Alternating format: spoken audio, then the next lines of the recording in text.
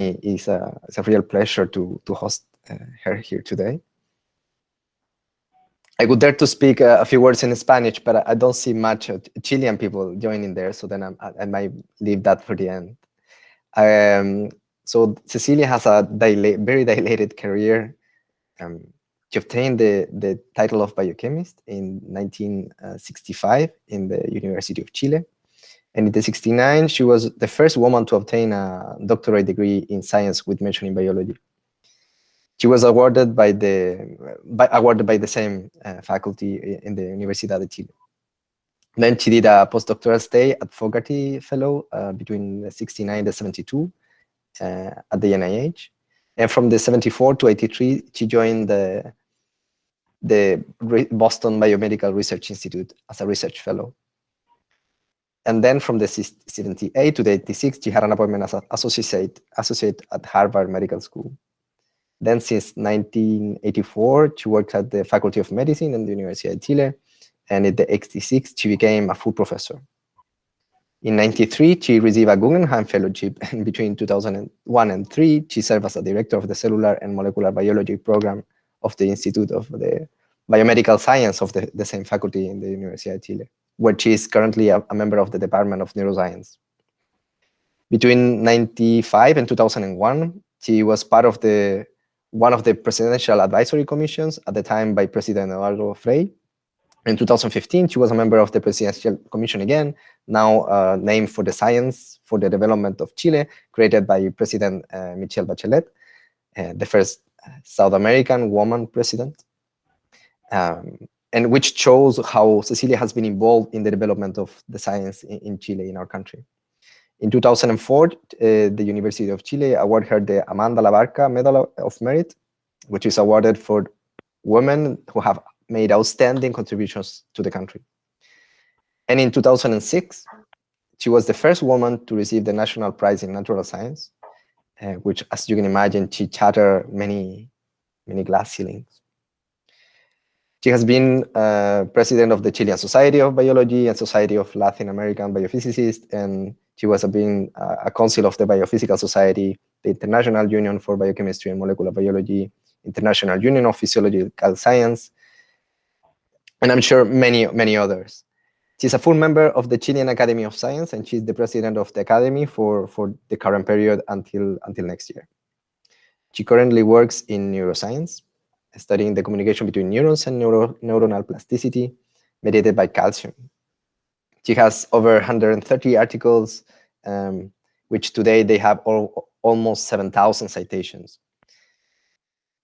I would say this is last and not least, but I would say very importantly, she did all the things while having 4 children and 5 grandchildren.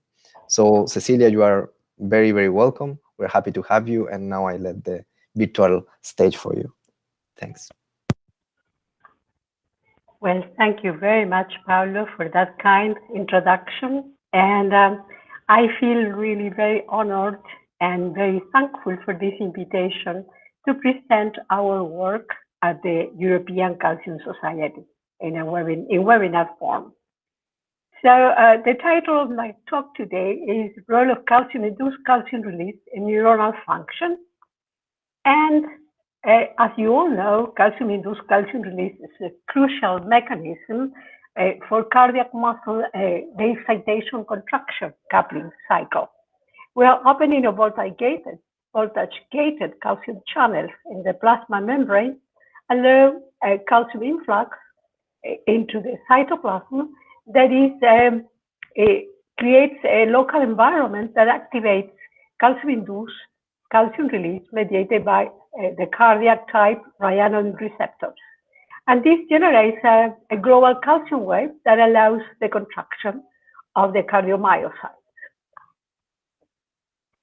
Many studies, and this was kind of surprising to me because I did this research in PubMed when I was invited to give this, to present this webinar, is that dating from the mid-80s, there are over 1,000 publications that have reported the role for ryanodine receptor-mediated calcium release on the function of diverse neuronal cell types.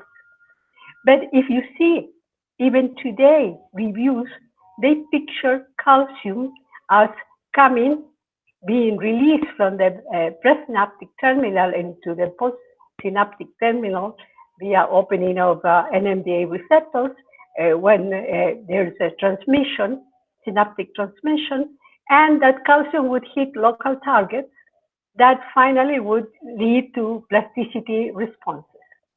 And the view that the ER with the calcium release channels contributes to this process is not generally acknowledged, despite all this previous work on the subject. So in 1998, Sir Michael Berridge, Mike, published in Neuron a highly inspiring review article with the title Neuronal Calcium Signaling. And I have again this picture here. He was very kind to me, always talking about the work we were presenting. And in this work, he depicted the ER, the endoplasmic reticulum, as a continuous network that extends from all neuronal regions. And this is the neuron within a neuron concept. And he also explored, and I quote, the idea that the endoplasmic reticulum and the plasma membrane form a binary membrane system that functions to regulate a variety of neuronal processes, including excitability, associativity, neurotransmitter release, synaptic plasticity, and gene transcription. So I will illustrate here some of the figures included in his very important review article, in which he prepares the functional crosstalk between the IP3 receptors and the Rhino receptor channels via calcium-induced calcium release. And he presented this scheme where calcium entry via voltage-operated calcium channels or receptor-operated channels would generate calcium signals that would activate Rhino receptors, and that IP3 generated by activation of metabotropic receptors on the plasma membrane would activate IP3 receptors, and the calcium signaling generated by these two kinds of endoplasmic reticulum resident calcium channels would communicate with each other, inducing calcium-induced calcium release. And then not only he put this crosstalk in his review article, but he also implicated calcium-induced calcium release in the propagation of calcium signals, either generated postsynaptic in a spine or at the soma.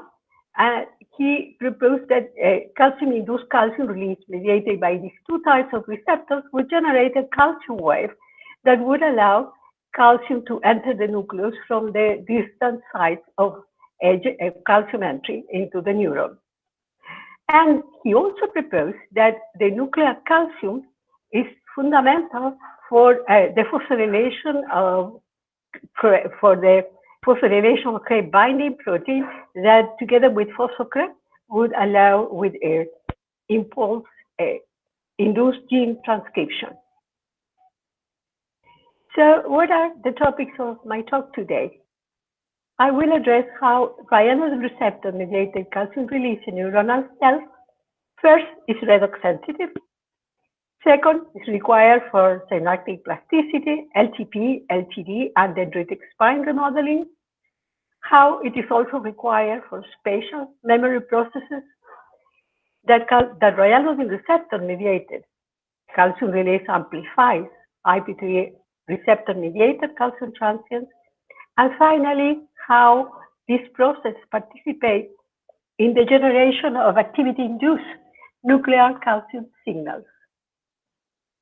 First, then, I will address how the activation by calcium, cis calcium, which is the essential process underlying calcium-induced calcium release, how this activation by cis calcium single ryanodine receptor channel is redox dependent. And this work was carried out by Juan José Marengo, pictured here, and by Ricardo Bull, who has long been a collaborator of mine.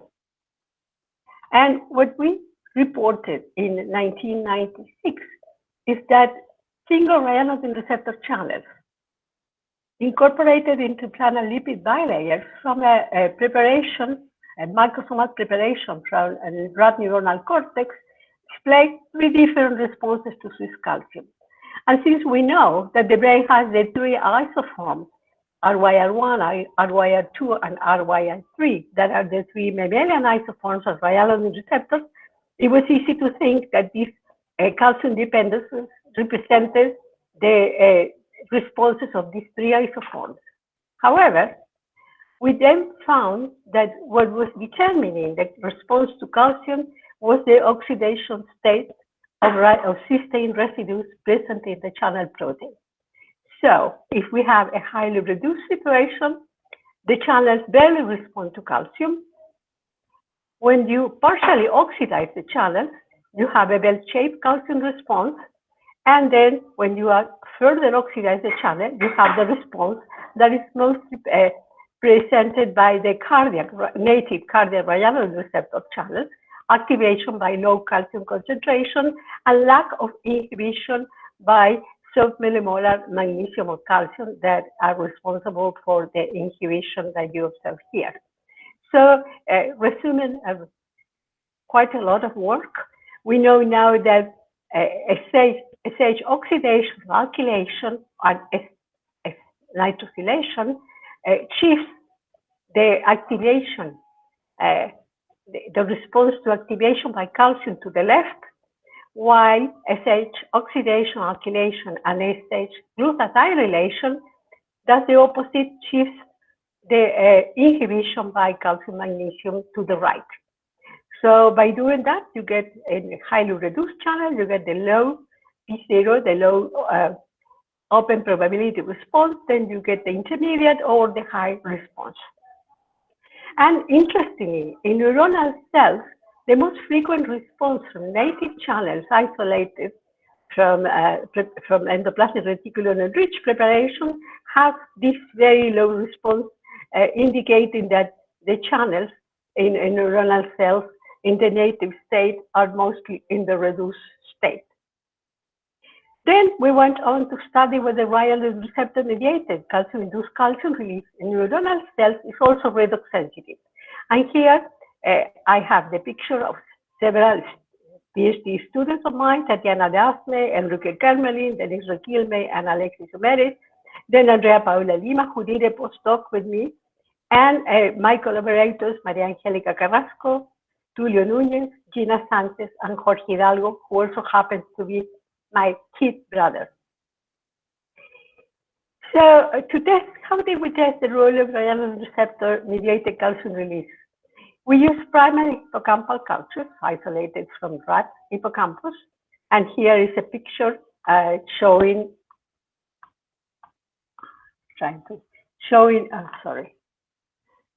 the kind of culture we have. Neurons are stained in red, and the glial cells in green. So you see they are enriching neurons, and they also have ryanodine receptors and IP3 receptors, and they have the type 2 ryanodine receptors present at higher density compared to the type 3 ryanodine receptor, and they also have IP3 receptor type 1.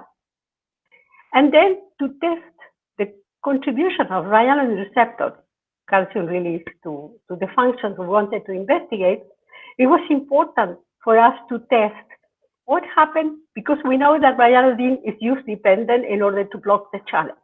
So you have to incubate, because it binds with much higher affinity to the open channel. And since the channels are not open, are very infrequently open, then in the resting condition, you have to incubate with ryanodine for a long time.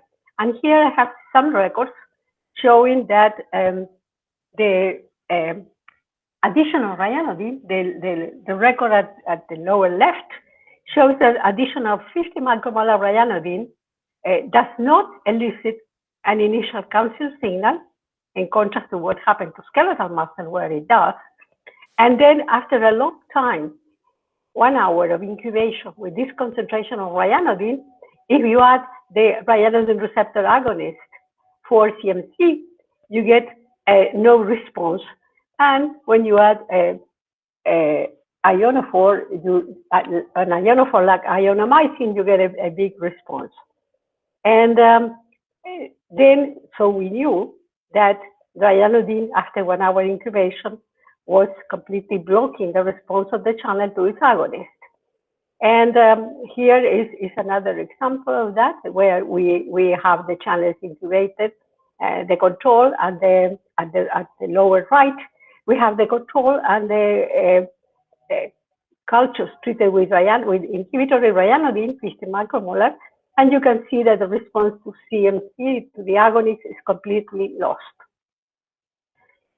We also did some controls in which we incubated for a long time, 1 hour, with the 50 micromolar ryanodine and then other tizigarian, and we saw that the ER still had enough calcium stored inside because it responded to tizigarian in addition the same way as the control. Also responded, the cells also responded to ionomycin, but we know here that we have a complex response, calcium release from all the organelles that store calcium inside.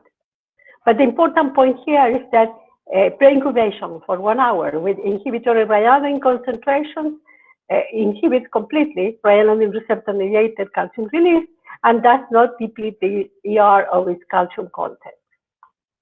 Then we did studies to see what happens if we took either cells in a cell line, cells and 2A cells, or a hippocampal neurons in culture, and we added hydrogen peroxide.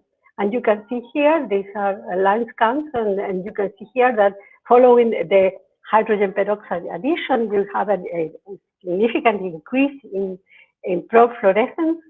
This is a cytoplasmic probe, fluo3. And if you compare in both cases the control with the hydrogen peroxide, you have the hydrogen peroxide also, shown in the right, increases the S-glutathione of ryanodine receptor calcium channels. We also did another way of stimulating cells. We did high-frequency field stimulation of the entire neuronal culture. And as you can see in the left panel, you can see that high-frequency stimulation elicits an initial calcium signal that I'm not going to show now, but it corresponds to a calcium entry through NMDA receptors, because if you block NMDA receptor, this initial peak is not there. Neither is the following increase in calcium that is completely suppressed by pre-incubation with inhibitory ryanodine. And if you pre-incubate the culture with N-acetyl, with the antioxidant agent N-acetylcysteine, you also lose the calcium signal that is due to calcium release mediated by ryanodine receptors. And interesting, as many people have shown here, the initial signal that is due to activation of NMDA receptors is favored by the reducing environment. Then we also tested whether these ROS-induced calcium release mediated by ryanodine receptors stimulate calcium-dependent signaling pathways. And here, again, we have work by Tatiana Erasme, Ulrike Kemmerlin, Maria Angelica Carrasco, Denise, Pablo Muñoz, and Gina Sanchez. And what we show, I'm going to go very quickly through this, is that hydrogen peroxide increase ERK and CREB phosphorylation, and that this increase triggered by hydrogen peroxide was suppressed by pre-incubation with inhibitory ryanodine. And this happened in the cultures, and it also happened in hippocampal slices. And we also show that if we treat the primary hippocampal neurons, we expose them to high-frequency field stimulation, we induce ryanodine receptor-mediated calcium release that promotes the translocation of the P65 subunit of the NF-KB complex. And that hydrogen peroxide also needs to remediate activation of the transcription factor and escape capability, as shown here. That when you treat the cells with, we have a reported gene for the activity of the transcription factor, and if you treat the culture with inhibitory ryanodine, the response to hydrogen peroxide is completely gone. Then we move to study what happens if we inhibit calcium rhinoline receptors in synaptic plasticity responses that include LTP, LTD, and structural plasticity. As you can see, Tatiana Dasme has been very central to all the work I'm showing today because she has participated in most of the studies we have done. Then we have also Genaro Barrientos, Alejandra Arias Cavieres, Pablo Muñoz, and Jamil Edmore. And very briefly, you can do two types of different stimulation. You can do high frequency stimulation or theta burst stimulation of the classical circuit CA3 to CA1 transmission in neurons, and you get after stimulation an increased response compared to the control response recorded before the stimulation that lasts for a long time. And if you do a different kind of stimulation, low frequency stimulation, which is sustained but low frequency, you get a decrease of the transmission, and that's the typical LTD protocol. And we also have a structural plasticity, which is the dendritic spine remodeling, in which, when it has been shown by many other groups, that an increase in calcium leads to remodeling of the dendrite with an increase in the number of dendrites.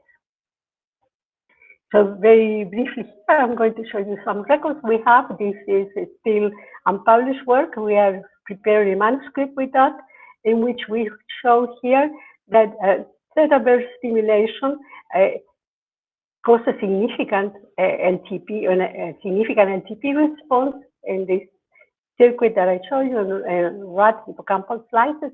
And if you pre-incubate with ryanodine, this response is almost all gone. And the same is true for other records that we have here, in which we did shorter recordings in the control and ryanodine treated. And this treatment with ryanodine did not affect the pair pulse response, suggesting that this effect on LTP is a postsynaptic effect. Also, and we'll go briefly to this, we published a study in which we showed that if we do the protocol to elicit the LTD response, we have a response that is shown here by the open circles. If we pre-incubate the cultures with now a stimulator of ryanodine, only 1 micromolar, because ryanodine has the dual function. At low concentration, it stimulates the channels, and at high concentration, as you have seen, it inhibits them. And if we pre-incubate with a stimulator of ryanodine, you see an enhanced LTD response, and with inhibitor of ryanodine, the response is completely gone. And the same happens with caffeine. Caffeine also, which is an agonist of ryanodine receptors, also enhances the LTD response.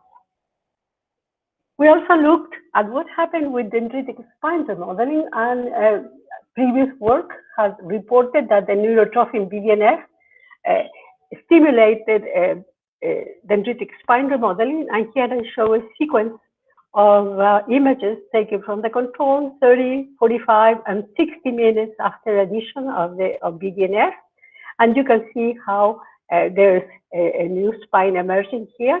But when the cultures are treated with inhibitor of ryanodine, you completely abolish this response.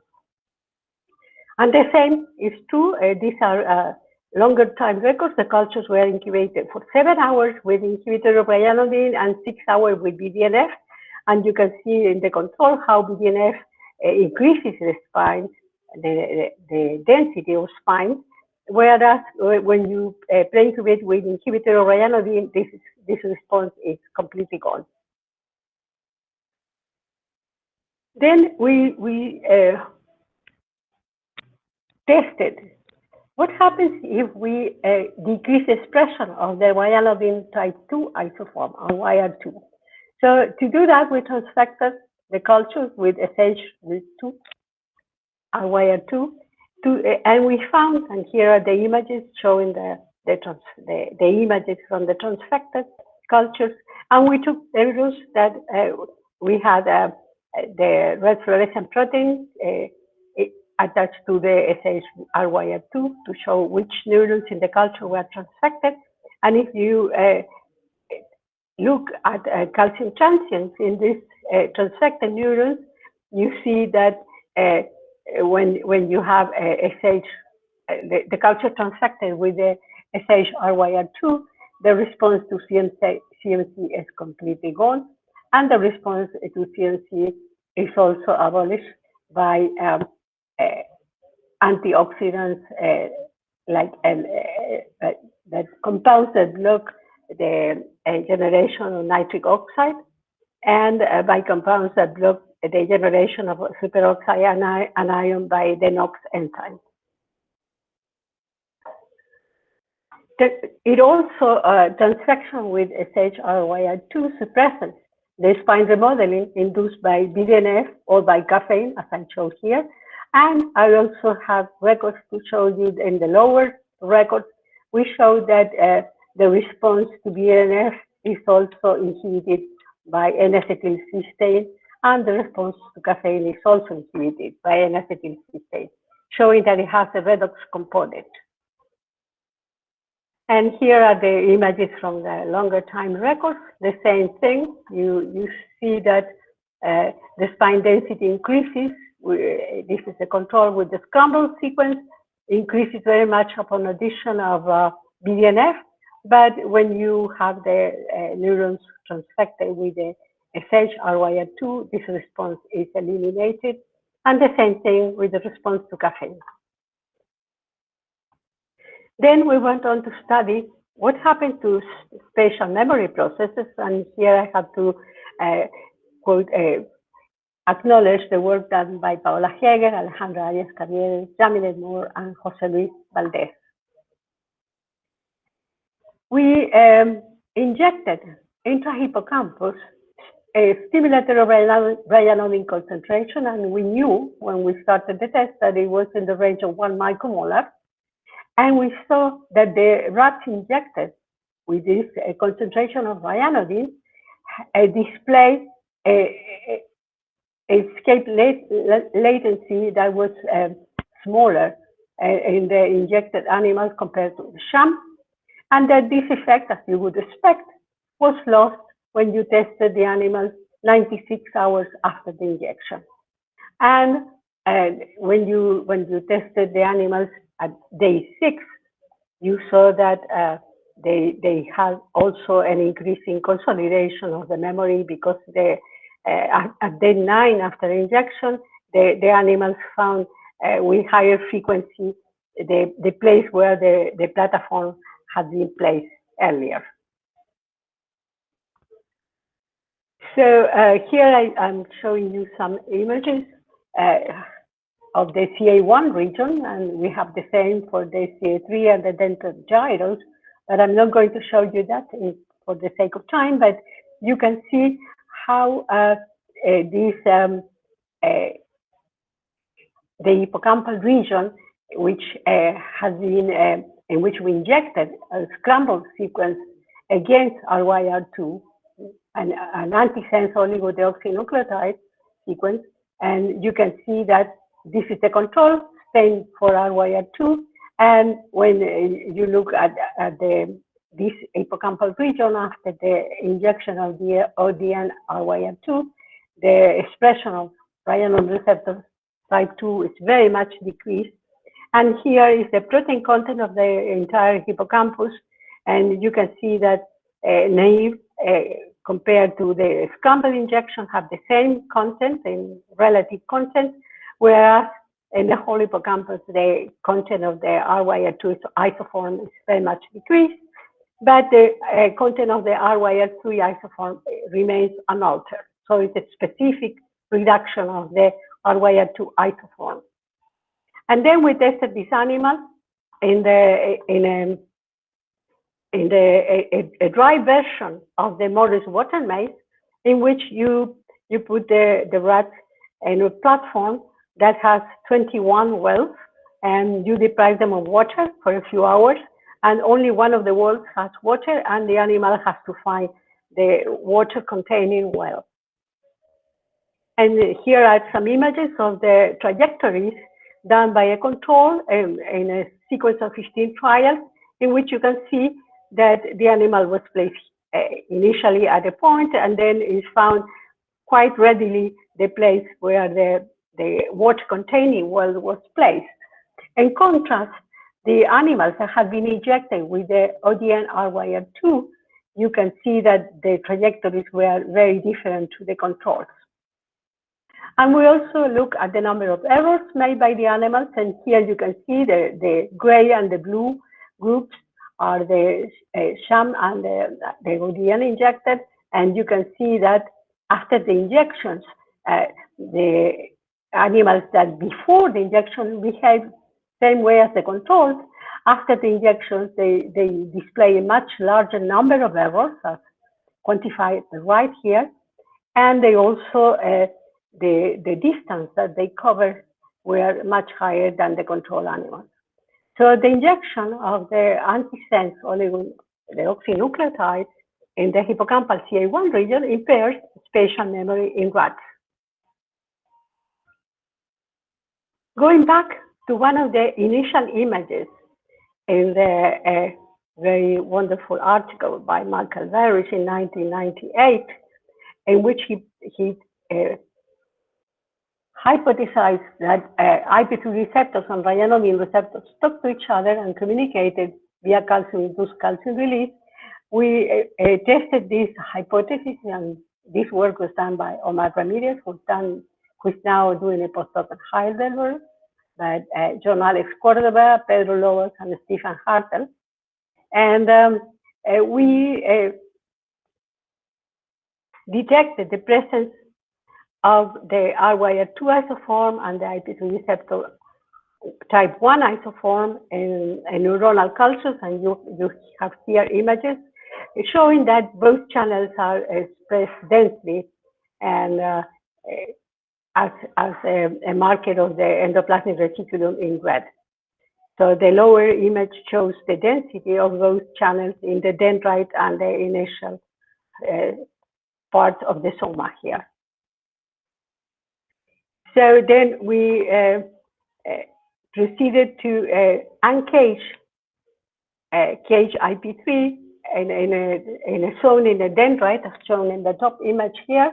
And you can see that following a UV light pulse used to uncage, the signal propagated with distance and increased with time. And the important thing here is that ryanodine receptor inhibition with 50 micromolar ryanodine decreases both the time to peak of the signal and the amplitude of the IP3 evoked calcium transient. But it did not affect the latency of the response. So this is an indication that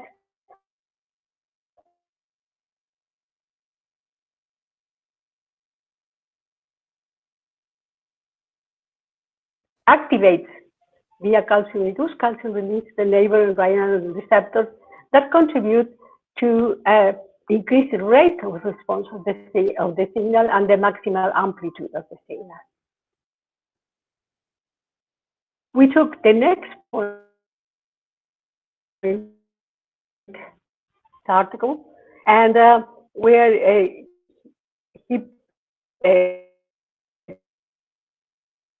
proposed that calcium-induced specify whether it was ryanodine receptor or IP3 receptor mediated calcium release would contribute to propagate signals to the neuronal nucleus. And this was done by Pedro Lobos, by Ignacio Vega, John Alex Cordova, Omar Ramirez, Stephen Hartel, and Tatiana Adasme. And here we can see that first, let me see if this movie will run. Yes, this is a culture of hippocampal neurons in which we added gabapentine, and you can see this culture has been loaded with fluid response of the neurons to the addition of gabapentine, which is an inhibitor of GABA-A receptor. It's an inhibitor of the inhibition. And here we have records, several neurons representative experiments, all showing these spikes of calcium increase, fluorescence increase after the addition of gabapentine, whereas if we pretreat the cultures with inhibitory ryanodine, the response is very much decreased. And here is just to show you at the top here that we have a nuclear calcium sensor, G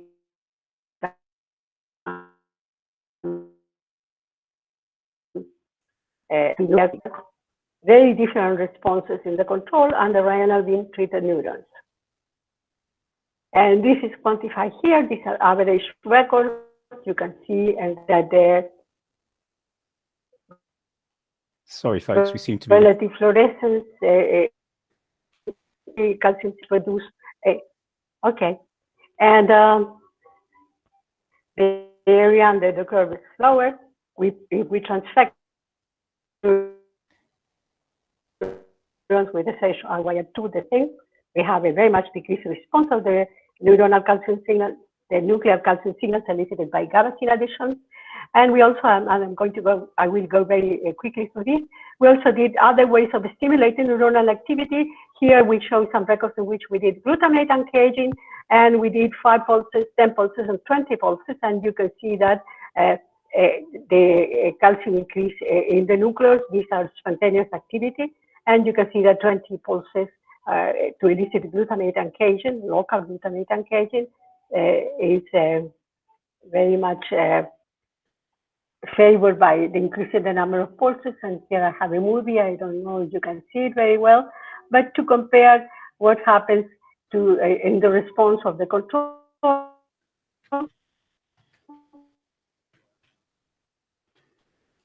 and with the SH-RYR2 sequence of that. And Cecilia. in the next one, Cecilia. I'm going. Cecilia, can you hear me? I will show you. Cecilia. Hello. I can hear you. Martin, would it help if we turn off our cameras? Would it help? Folks, please don't leave. But if we all turn our cameras off, it might just preserve bandwidth. Cecilia, you're breaking up, I'm afraid. It's only happened in the last couple of slides, but we lost some audio for the last couple of slides. So we will carry on, and folks hopefully will stay with us. Just one of those things. It is remarkable technology if you consider how far flung we are. So please do stay with us. Okay. Thank you. Did you hear my description of this one? If you start from there, I think we can carry on. Okay. Here is the response to gabapentine, the fluorescence of the nuclear calcium probe when neurons transfected with the scramble sequence, and a comparison with the neurons transfected with the SH-RYR2 sequence. And you can see that the response is very much reduced and is quantified in the lower part of this figure. And we did a different type of stimulation. We uncaged glutamate, and you can see how applying 5 pulses, 10 pulses, or 20 pulses of UV light to uncage glutamate causes calcium signals that propagate to the nucleus, very clearly seen in the case of the 20 pulses. And here I have some movies that one movie I hope it will run, in which we show the response of the neurons infected with the scramble sequence to the stimulation, and the neurons infected with the SH-RYR2, showing that the response is very much reduced to the different stimulation protocols. And this is the last type of stimulation we did, is to apply high-frequency field stimulation to the culture. And we look at the signals. I'm going to show you there the movie, in which we compare the response to a stage of neurons transfected with the scramble sequence with the one transfected with the SH-RYR2 sequence. And you can see that the scramble responds very well to stimulation, whereas the ones that have been transfected with the SH-RYR2 do have a very reduced response. And this is the quantification of those graphs I just showed you. And this is the last part of my talk. And again, going back to one of the figures Michael Barrett showed in his review, he proposed that the nuclear calcium signals would stimulate Krebs phosphorylation by stimulating the Krebs binding protein, and that Krebs phosphorylation will be stimulated by a cascade of kinases, and that this jointly would stimulate gene transcription. And again, this work was done by Pedro Lobos, Jonales Cordova, Ignacio Vega, and Omar Ramirez. And I will show you here what happens to phospho-Krebs when you add gabapentine, and that ryanodine decreases very much the increase in phospho-Krebs induced by gabapentine, as shown here. But it's important to note that neither the previous calcium responses, not the increasing in phospho-Krebs, are completely inhibited by treatment with ryanodine. And also inhibition of ryanodine receptors it decreases, partially decreases, the increase in the MPAS4 gene that is very important for spatial memory, and that requires nuclear calcium signals for stimulation of expression. So here you have the results of neuronal cultures treated with gabapentine, and then treated with gabapentine and pre-incubated with ryanodine, you see a decrease. And surprisingly for us, the ryanodine receptor type 2 is also increased by gabapentine, and this increase is prevented by pre-incubation with ryanodine. So in conclusion, I would like to conclude that ROS-sensitive ryanodine receptor-mediated calcium-induced calcium release in neuronal cells, in hippocampal neuronal cells mostly, stimulates calcium-dependent signaling pathways, plays a significant role in hippocampal synaptic plasticity and spatial memory processes, and contributes to the propagation to the nucleus of activity-generated calcium signal. And again, I like to highlight here that the word is contribute, because I am very much aware that there are other ways in which calcium signals can reach the nucleus in addition to propagation via ryanodine receptor-mediated calcium-induced calcium release. And to finish, I would like to thank my funding sources. I like to highlight that we have an international cooperation project with Germany, with the laboratory led by Dr. Helmut Bading at Heidelberg. And here are my Chilean collaborators and all the students and postdocs that have worked in the lab in this last 15 to 20 years, and some current collaboration with Helmut Bading, and a previous collaboration with Eric Klan. And I'd like to acknowledge the technical help of Luis Montesinos, José Galaz, and Nicole Enriquez. Thank you very much. Muchas gracias, Cecilia, for such a nice presentation.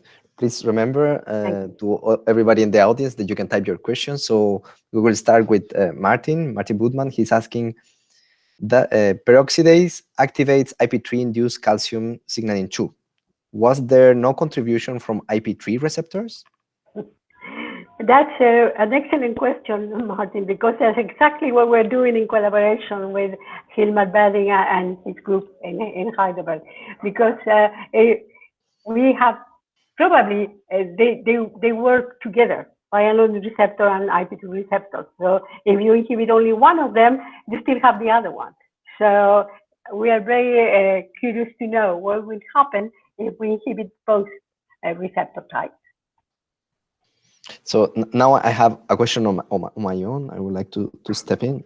When you show the images of the neuronal spine growing with BDNF that were depending on ryanodine receptor 2, or ryanodine receptors in general, there was in the ryanodine receptor 2, because they were suppressed by SHRYN2. So in the case where the ryanodine receptor were inhibited, there was still a little bit increase in the spine, but it seems to me, by looking at the picture you show, that it was not sustained on time. Is it that there is other triggers downstream the BDNF And then the problem with the lack of ryanodine receptor activity is the sustained activity that allows the growth of the neuronal spine? BDNF triggers a very complex signaling cascade in which we added to all the previous knowledge that certainly has implicated IP3 receptor-mediated calcium release in the response to BDNF, is that BDNF also triggers the generation of reactive oxygen species. So we think that together with all the other signaling cascades that BDNF initiates, it also, via growth generation, contributes to stimulate the activation of ryanodine receptors by the calcium generator, presumably via IP2 receptors. I see. Okay. Another one from Martin. He's asking, are the effects of oxidation, alkylation, and nitrosylation all exactly the same on ryanodine receptor activation and calcium sensitivity? No subtle differences? Yes, there seems to be one difference with SH nitrosylation and SH glutathione, because we found that glutathione sort of remove or move to the right, decrease the affinity of the calcium magnesium inhibitory sites on the channel without affecting the activation by calcium, whereas SH nitrosylation did the opposite. It enhanced the activation by calcium, but without affecting the inhibition by submilimolar calcium magnesium. Thanks. Antonio Villalobos is asking, is nitric oxide synthase activation synchronous with calcium-induced calcium release? We think that what happens is that when you have a stimulation of the transmission, of the synaptic transmission, you get a local calcium increase generated by the calcium entry through NMDA receptors. That activates the nitric oxide, the neuronal type NOS enzyme that generates nitric oxide, and that through a signaling cascade engaging protein kinase G activates NADPH oxidase. That was shown by other groups before, and we confirmed that. And so the initial calcium signals on one part would activate the generation of nitric oxide and of superoxide anion that rapidly dismutates to hydrogen peroxide, and on the other hand would generate a calcium signal. So both of them, if the ryanodine receptors are placed close to the generation of these two signaling molecules, it would favor the activation of the receptors by modification of reversible modification, and that's the important thing, of cysteine residues, and that would lead to activation, that would favor the activation by the calcium entry signal. Building up in the previous question, in the meantime, people is typing on the chat. I wanted to know whether the oxidation, alkylation, or nitrosylation and glutathione you mentioned, whether they do affect also in the long term the local distribution of the ryanodine receptors, because we are talking about effects over the activity directly, but do they have any effect on the localization?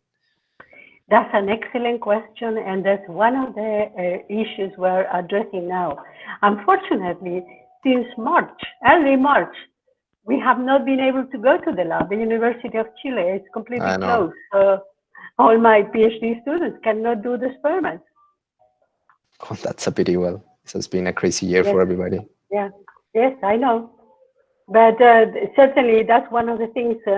We have some preliminary evidence suggesting that the RYR3 and the RYR2 isoforms do not colocalize. They're distributed differently in the neuronal body and the dendrites. But that's an ongoing project. Great. We look forward to see what comes out of it. Thank you. Are there any more questions from the audience?